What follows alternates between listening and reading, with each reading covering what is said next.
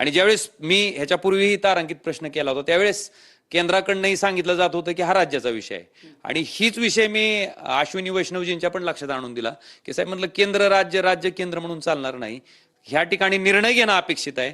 आणि त्यांनी तो तशा पद्धतीचं विधेयक सभागृहात आणलं, ते मंजूर झालं. निश्चितपणे त्याच्याबद्दल समाधान आहे आणि अश्विनी वैष्णवजीचं सुद्धा मी त्या ठिकाणी आभार आणि धन्यवाद व्यक्त करतो. काही गोष्टीची चर्चा होते पण काही गोष्टीची चर्चा होत नाही. अनेक आत्महत्या ग्रामीण भागामध्ये झाल्यात. देवळालीला सुद्धा अशाच जंगली मला वाटतं ऑनलाईन ऍपमुळे एका तरुणानं त्या ठिकाणी आत्महत्या केलेली आहे.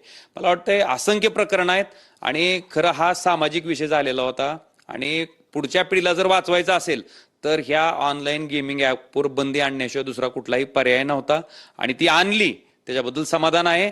आणि आपण जे म्हणताय ते अगदी बरोबर आहे. ग्रामीण भागातले तरुण अक्षरशः देशोधडीला लागले होते.